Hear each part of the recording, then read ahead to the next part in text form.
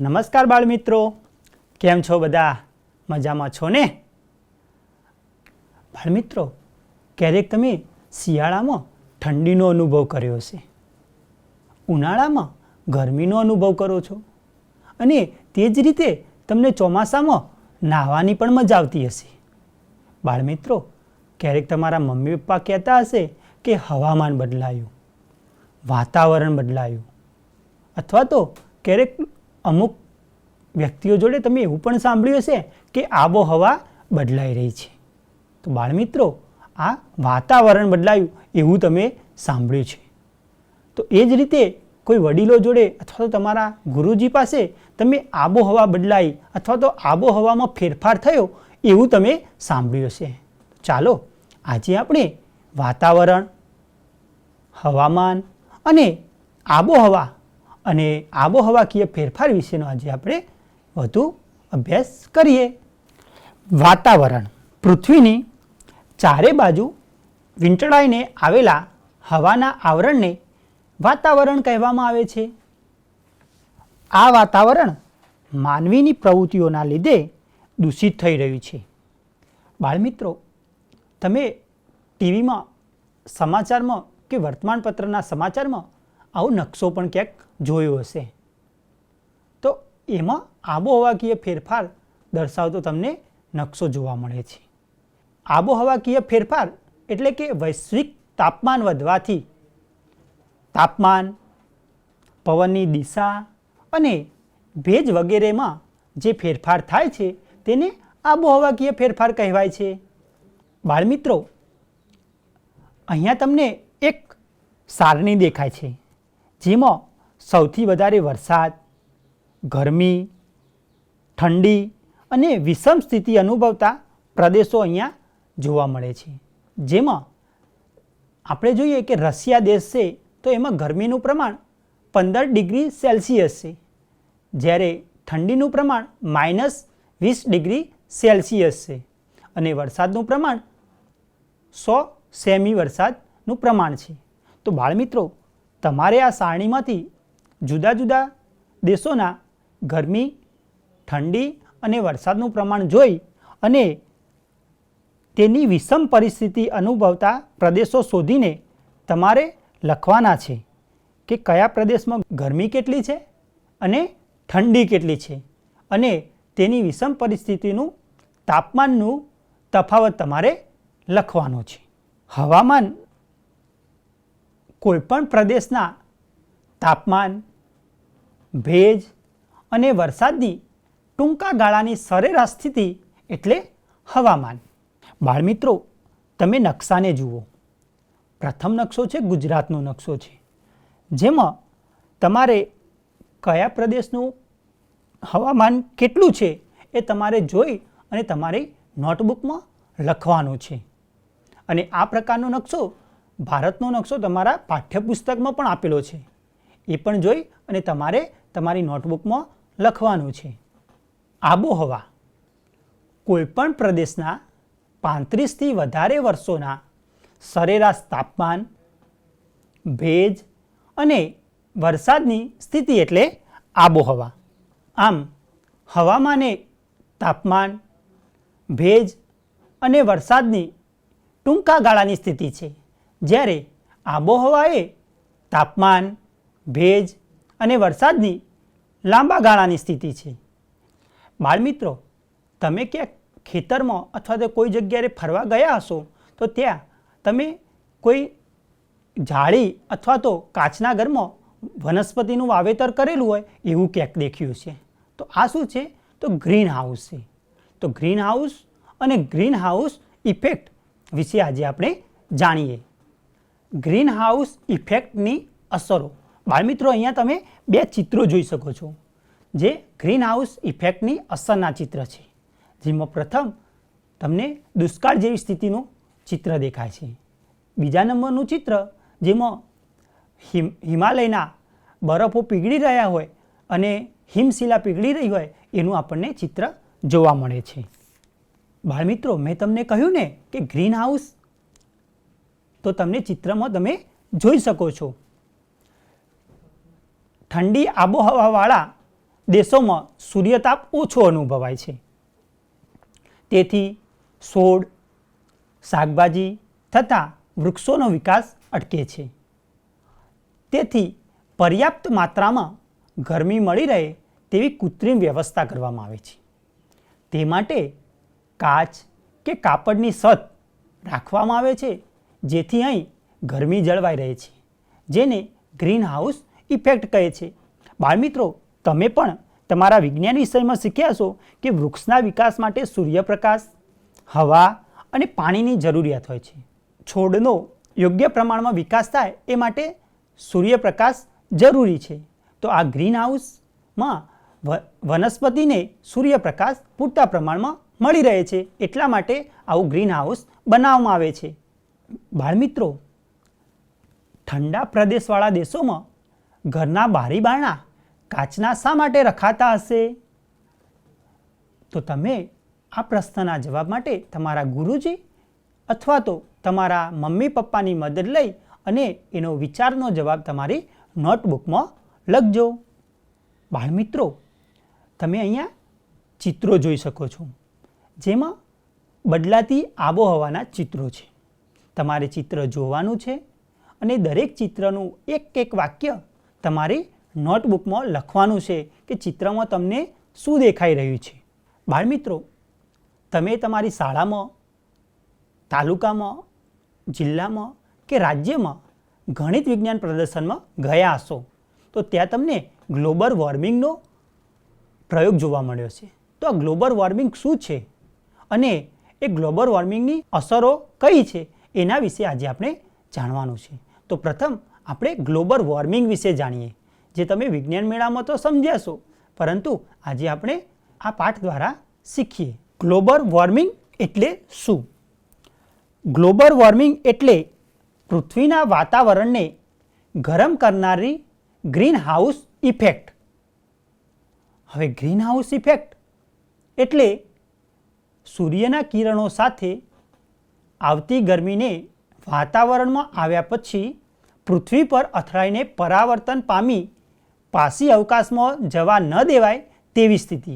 એટલે કે પૃથ્વી પર ગરમીનું વાતાવરણ જળવાઈ રહે એવી સ્થિતિ એટલે કે ગ્રીન હાઉસ ઇફેક્ટ.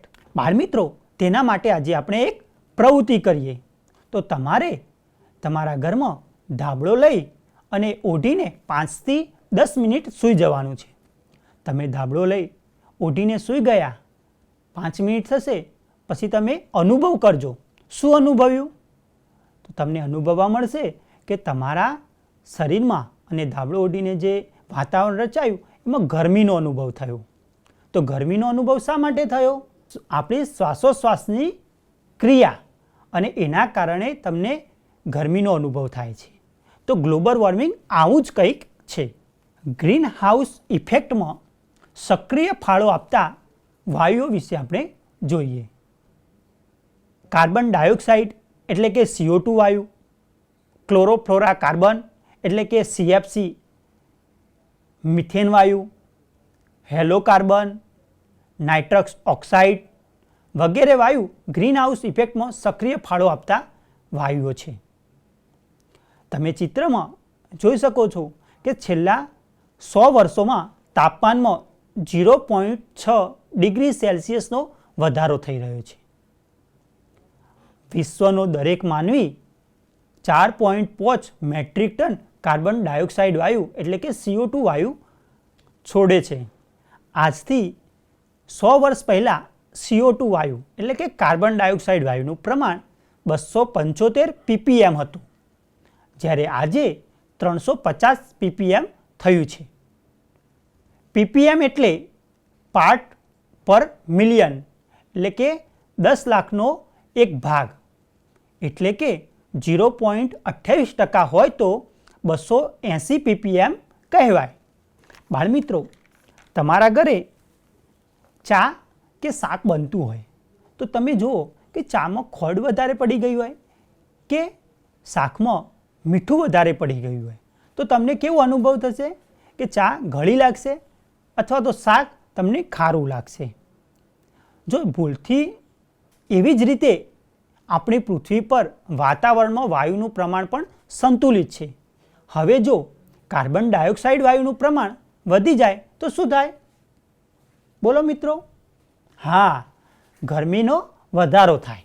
આપણી ઘણી બધી પ્રવૃત્તિઓના કારણે વાતાવરણમાં કાર્બન ડાયોક્સાઇડ જેવા વાયુઓ ઉત્પન્ન થાય છે અને ગરમીનું પ્રમાણ વધી રહ્યું છે. તો આ બધી પ્રવૃત્તિઓના કારણે અને આપણે જે સાધનો વાપરીએ છીએ એના કારણે વાતાવરણમાં ગરમીનું પ્રમાણ વધી રહ્યું છે. જે કેટલા પ્રમાણમાં વધી રહ્યું છે તે આપણે જાણીએ. પૃથ્વીને ગરમ કરવામાં આપણે કેટલા જવાબદાર છીએ તે આપણે સારણી ઉપરથી જોઈ શકીએ છીએ. થર્મલ પાવર મથક એટલે કે વિદ્યુત ઉત્પન્ન કરનાર જે મથક છે ત્યાં 200 મેગાવોટ વિદ્યુત ઉત્પન્ન થતું હોય વાર્ષિક, એવા સ્થળે 9 લાખ ટન વાયુનું ઉત્સર્જનનું પ્રમાણ હોય છે. મોટર કાર વાર્ષિક 17 કરોડ ટન વાયુનું ઉત્સર્જન કરે છે.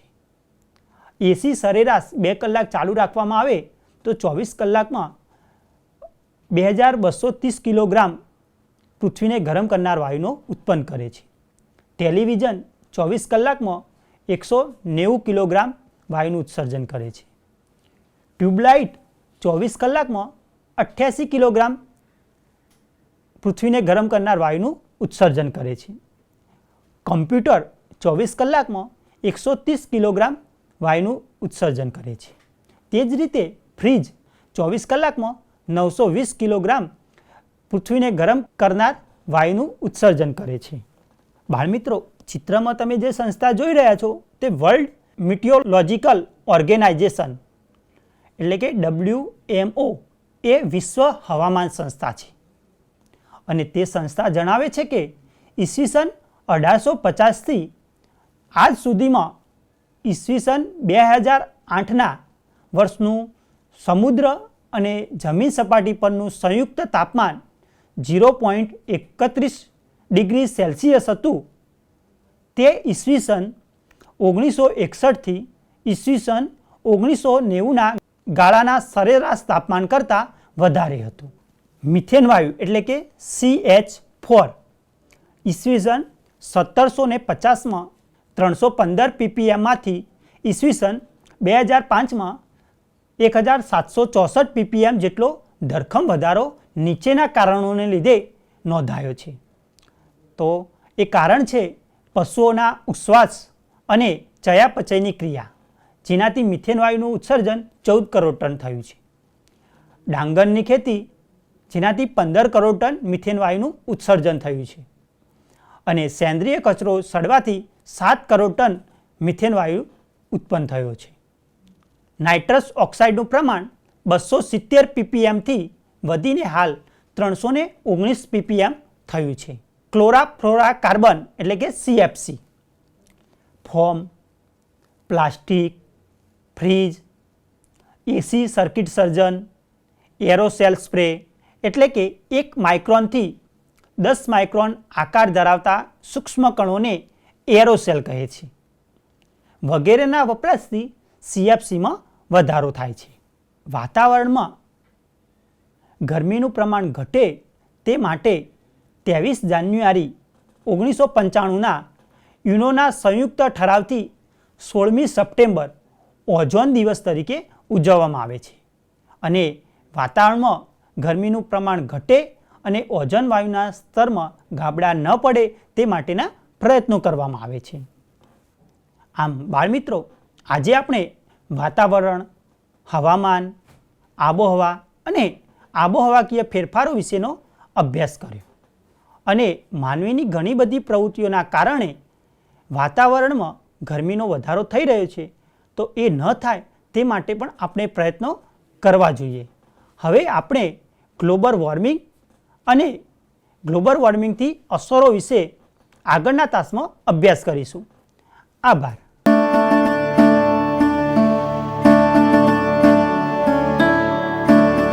नमस्कार विद्यार्थी मित्रों, हमने इकाई 6 भरत का नाट्यकरण भी देखा और साथ ही साथ आपने अपने मित्रों के साथ मिलकर इसके संवाद भी पढ़े होंगे और इस प्रकार से आपने इस इकाई का पठन भी किया होगा. और जब आप स्कूल में जाएंगे तब आपको इसका नाट्यकरण भी करना है, तो याद रखना है। इस इकाई के पठन से आपने हर एक पात्र का परिचय भी प्राप्त किया होगा और हमने लेखक का परिचय, इकाई का पठन और वीडियो निदर्शन किया है। आज हम इसी इकाई में कुछ और बातें भी सीखेंगे और उनके बारे में जानेंगे। तो आइए देखते हैं आज हम इस इकाई में क्या सीखने वाले हैं, जानने वाले हैं। तो देखिए, आज हम इस इकाई में शब्दार्थ की समझ प्राप्त करेंगे, यानी कि जब आपने इस इकाई का पठन किया होगा तब कई सारे ऐसे शब्द हैं जिनका अर्थ हमें पता नहीं है, और अगर उनका अर्थ हमें पता नहीं है तो उसकी सही समझ हमें नहीं हो सकती, यानी कि हर एक संवाद का सही रूप से अर्थ ग्रहण हो सके, इसलिए हर एक शब्द की समझ हमें प्राप्त करनी चाहिए। उन मुहावरों के अर्थ भी जानेंगे। इस इकाई के जरिए भाषा सज्जता की कुछ बातें भी हमें सिखाई गई है और उसमें विशेषण के बारे में आप अवगत हैं, लेकिन विशेषण का किस प्रकार से प्रयोग हो सकता है उसके बारे में भी आज हम यहाँ पर समझ प्राप्त करेंगे। और हाँ विद्यार्थी मित्रों, साथ ही साथ आपको दो और बातें भी सीखनी है, समझनी है। आपकी किताब में स्वाध्याय प्रश्न में आपको एक परिच्छेद दिया गया है और उस परिच्छेद को पढ़कर नीचे जो प्रश्न दिए गए हैं उनके उत्तर आपको अपनी कॉपी में लिखने हैं। उसके साथ साथ आपको एक चित्र कहानी भी दी गई है और उन चित्रों के जरिए आपको कहानी लिखनी है। तो ये आपका आज का गृह कार्य है। इस इकाई में जिन नए नए शब्दों का प्रयोग हुआ है, आइए उनके बारे में जानते हैं। इस इकाई में हमने शुरुआत में ही देखा कि यहाँ पर 4 व्यक्तियों का संवाद है। तपस्विनी का मतलब होता है तपोवन में रहकर तप करने वाली स्त्री, और पुरुष के लिए तपस्वी शब्द का प्रयोग करते हैं। उसी प्रकार से दूसरा जो शब्द है यह है अचंबा और इसका अर्थ है हैरानी। यहाँ पर आपने देखा कि ये छोटा बच्चा शेर के शावक के दांत गिनने का प्रयत्न कर रहा है और ये दृश्य देखकर सबको हैरानी हो सकती है कि ये बच्चा क्या कर रहा है, यानी कि अचंभित होना, हम आश्चर्यचकित होना भी कह सकते हैं, लेकिन यह हैरान करने वाला दृश्य है, इसलिए अचंबा का अर्थ होगा हैरान। तीसरा जो शब्द है हठीला, आपने पूरी एकांकी पढ़ी और देखी भी, और इसमें एक ऐसा बच्चा है कि जो 2 तपस्विनियाँ उसको बार बार ये समझा रही है कि तुम इस शेर के बच्चे को छोड़ दो, लेकिन वह नहीं मानता, यानी कि वह कैसा है, हठीला है, और उसका एक अर्थ होता है जिद्दी। और एक शब्द है सर्वदमन। यहाँ जब तपस्विनी बच्चे को कहती है कि भाई हमें तो प्राणियों से प्रेम करना चाहिए और हम तो इन जंगली पशुओं को अपने बच्चों की तरह संवारते हैं, पालते हैं, और सही में तुम्हारा नाम ऋषियों ने सर्वदमन रखा है क्योंकि तुम तो उनको प्रताड़ित करते हो, हैरान करते हो, यानी कि सबका दमन करने वाला। दुष्यंत का पुत्र यानी कि भरत, और भरत का दूसरा नाम था सर्वदमन। इस प्रकार से भी इस शब्द का अर्थ हम ले सकते हैं। अगला शब्द देखते हैं चक्रवर्ती। देखिए, जब आपने राजाओं की कहानियाँ या किस्से सुने होंगे तो बहुत सारे ऐसे चक्रवर्ती राजा थे, और इन चक्रवर्ती राजाओं के लिए हम एक और शब्द का प्रयोग भी करते थे, और यह शब्द है सम्राट। आपने कई सारे ऐसे सम्राट राजाओं के नाम भी सुने होंगे। और चक्रवर्ती यानी कि समुद्र के तल तक की जमीन पर जिनका शासन या राज्य था, यानी कि समुद्र तक की जो सारी जमीन थी वो जीत लेते थे, इसलिए उन्हें सम्राट कहा जाता था या चक्रवर्ती भी कहा जाता था। अगला शब्द देखते हैं डीठ, और डीठ यानी कि जिद्दी। यहाँ पर जिद्दी शब्द के लिए 2 शब्दों का प्रयोग किया गया है। पहले भी हमने देखा एक शब्द आया हठीला और उसका अर्थ भी हुआ जिद्दी, और इसी प्रकार से ये डीठ और उसका अर्थ भी होता है जिद्दी। अगला शब्द देखते हैं आचरण यानी कि व्यवहार, और उसका व्यवहार, बच्चे का, शेर के बच्चे के साथ जो व्यवहार था उसको देखकर ही राजा और तपस्विनी सब अचंभे में पड़ जाते हैं। अगला शब्द देखते हैं, नाहर। देखिए ये शब्द भी हमारे लिए बहुत ही नया है और इसका अर्थ भी होता है शेर या सिंह। अगला जो शब्द है शकुंत लावण्य, यानी कि मिट्टी का जो सौंदर्य, मोर बना था, खिलौना मोर था लेकिन बना था मिट्टी में से, यानी कि मिट्टी का जो सौंदर्य है तुम उसको देखो, यानी कि शकुंत लावण्य का अर्थ होता है मिट्टी का सौंदर्य। अगला जो शब्द है मनोरथ, यानी कि मनोकामना, इच्छा, मन की कामना। एक शब्द है वृतांत। वृतांत यानी कि वर्णन या हाल, यानी कि दुष्यंत राजा जब ये पूरा वृतांत सुनते हैं तो उनको बहुत अच्छा लगता है कि भाई ये तो मेरे साथ ही जुड़ी हुई घटना है। अब इसी इकाई में प्रयोग में लिए गए दो मुहावरे हैं। पहला जो मुहावरा है वह यह है, बात पर कान नहीं धरना, यानी कि बात को अनसुनी करना। हमने देखा कि तपस्विनी बार बार बच्चे को समझा रही थी कि तुम इस शावक को छोड़ दो, लेकिन बच्चा उनकी बात अपने कानों पर नहीं धरता था। दूसरा जो मुहावरा है धोखा खा जाना, और उसका अर्थ है मूर्ख बनना। आइए इस इकाई के जरिए हमें सीखना है ताकि हम जब भी प्रत्यायन करें या अभिव्यक्ति करें तब हमारी अभिव्यक्ति अच्छे से हो सके। तो इसके लिए आपको जो अभी स्क्रीन पर दिखाई दे रहे हैं ऐसे वाक्य पढ़ने हैं, पढ़ते जाइए। पहला वाक्य आप यहाँ पर देख रहे हैं, सूरत ऐतिहासिक नगर है, और इसकी विशेषता क्या है इसकी चर्चा भी हम यहाँ पर करने वाले हैं। दूसरा वाक्य आप देख रहे हैं, परिश्रमी छात्र कभी असफल नहीं रहता। तीसरा वाक्य है, हमने बाजार से 2 लीटर दूध खरीदा। अगला जो वाक्य है, छात्रालय में 20 छात्र हैं, वे लड़के खेल रहे हैं। विद्यार्थी मित्रों, यहाँ पर 5 वाक्य हमने पढ़े। इन वाक्यों में कुछ ऐसे शब्द हैं जो विशेषण के रूप में प्रयोग में लिए गए हैं और किसी न किसी स्थान की, किसी न किसी व्यक्ति की बात यहाँ पर विशेष रूप से हमें बता रहे हैं। तो ये कौन से शब्द हैं, ये भी हमारे लिए महत्वपूर्ण है। तो आइए ये भी हम जानते हैं। जैसे कि पहला जो वाक्य है, सूरत ऐतिहासिक नगर है। यहाँ सूरत शहर की बात है, नगर की बात है, लेकिन सूरत कैसा नगर है? तो ऐतिहासिक नगर है, यानी कि ऐतिहासिक जो शब्द है वह सूरत की एक विशेषता बताता है और इतिहास के साथ जुड़ा हुआ नगर है। तो ऐतिहासिक शब्द ये सूरत शहर की विशेषता बताता है। इसी प्रकार से दूसरा जो वाक्य है उसमें छात्र की बात है कि भाई छात्र कभी असफल नहीं रहता, लेकिन कैसा छात्र? तो जो परिश्रम करता है, यानी कि परिश्रमी छात्र कभी भी असफल नहीं रहता। तो यह छात्र की विशेषता बताने के लिए एक शब्द का प्रयोग किया गया है, परिश्रमी। इसी प्रकार से बाजार से दूध खरीदा, लेकिन कितना? तो उसकी मात्रा तय है, 2 लीटर दूध खरीदा, 5 लीटर दूध खरीदा या 1 लीटर दूध खरीदा। तो यहाँ पर मात्रा तय यानी कि उसका जो परिमाण है हमें स्पष्ट रूप से बताया गया है कि भाई हमने बाजार से 2 लीटर दूध खरीदा, यानी कि ये 2 लीटर, ये स्पष्ट रूप से हमें दूध की मात्रा दिखाता है या बताता है। इसी प्रकार से चौथा जो वाक्य है उसमें बताया गया है कि छात्रालय में 20 छात्र हैं। छात्रालय में कई सारे छात्र हैं, लेकिन यहाँ पर स्पष्ट रूप से कहा गया है कि छात्रालय में 20 छात्र हैं, यानी कि छात्रों की संख्या भी हमें स्पष्ट रूप से यहाँ दिखाई गई है।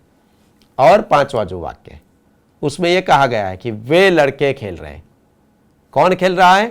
तो स्पष्ट रूप से कुछ लड़कों को इंगित करके, निर्दिष्ट करके ये बताया गया है कि वे लड़के जो सामने खड़े हैं वे यहाँ पर खेल रहे हैं।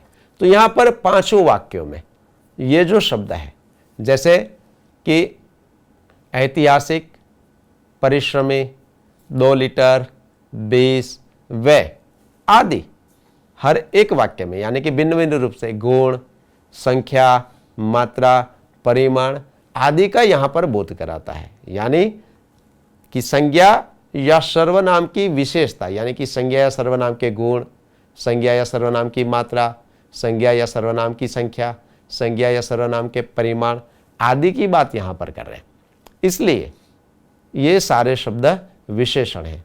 हम इस प्रकार से भी कह सकते हैं कि जो शब्द संज्ञा या सर्वनाम की विशेषता बताते हैं उन्हें विशेषण कहा जाता है। यहाँ पर आप पढ़ सकते हैं और देख सकते हैं।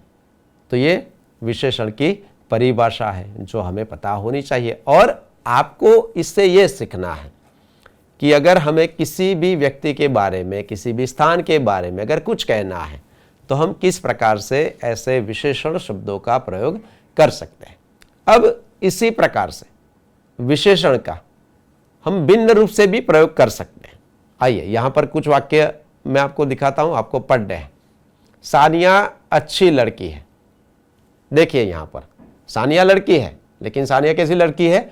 अच्छी लड़की है। यानी कि अच्छी शब्द सानिया की विशेषता बताता है। सानिया एक नाम है यानी कि संज्ञा है और अच्छी उसकी विशेषता बताता है, इसलिए विशेषण है। सानिया अच्छी लड़की है। दूसरा वाक्य पढ़िए, सानिया कोमल से अच्छी लड़की है। देखिए यहाँ पर हमने ये समझ लिया था कि भी सानिया अच्छी लड़की है, लेकिन अब यहाँ पर दो लड़कियों के नाम हैं, सानिया और कोमल, और वाक्य इस प्रकार से, सानिया कोमल से अच्छी लड़की है। अब तीसरा वाक्य देखते हैं, सानिया कक्षा में सबसे अच्छी लड़की है। देखिए विद्यार्थी मित्रों, यहाँ पर हमने देखा कि 3 वाक्य दिए गए हैं। तीनों वाक्यों में एक ही विशेषण का प्रयोग हुआ और विशेषण है अच्छी। लेकिन आप ये समझ चुके हैं कि हर एक बार यानी कि हर एक वाक्य में जब अच्छी का प्रयोग करते थे तो कुछ भेद हमें देखने को मिलता था। जैसे कि पहला वाक्य है कि सानिया की बात की गई है, सानिया अच्छी लड़की यानी कि सानिया की विशेषता दिखाई गई है। लेकिन जो दूसरा वाक्य है उसमें यह कहा गया है कि सानिया कोमल से अच्छी लड़की है, यानी कि कोमल और सानिया की वहां पर हमें तुलना देखने को मिलती है। यानी कि जब दो व्यक्तियों की, तो चीज़ों की तुलना करते हैं तब एक से दूसरे को अच्छी बताने के लिए भी हम इस प्रकार से विशेषण शब्दों का प्रयोग कर सकते हैं। यानी कि सानिया कोमल से अच्छी लड़की है। उसी प्रकार से तीसरा जो वाक्य है, सानिया कक्षा में सबसे अच्छी लड़की है, यानी कि सबसे अच्छी। तो यहाँ पर आपने ये समझा कि विशेषण शब्द एक ही है, अच्छी, लेकिन उसका 3 वाक्य में भिन्न भिन्न रूप से प्रयोग किया गया है। और जब उस प्रकार से प्रयोग होता है तो उसके अर्थ में भी इस प्रकार से बदलाव होता है। तो यहाँ पर हमने विशेषण के बारे में जानने का प्रयत्न किया और एक ही विशेषण शब्द का हम भिन्न भिन्न तरीके से किस प्रकार से प्रयोग कर सकते हैं ये भी समझने का प्रयत्न किया। आपको इसी प्रकार से भिन्न भिन्न रूप से इन विशेषण शब्दों का प्रयोग करके वाक्य बनाने हैं और अपनी कॉपी में लिखने हैं। अब हम इसी इकाई में जो हमने यहाँ पर आज सीखा है उसके बारे में जो अभ्यास और स्वाध्याय दिए गए हैं उसका काम अपनी कॉपी में करेंगे और उससे हम विशेषण का किस प्रकार से भाषा में प्रयोग होता है ये समझेंगे और जानेंगे। धन्यवाद।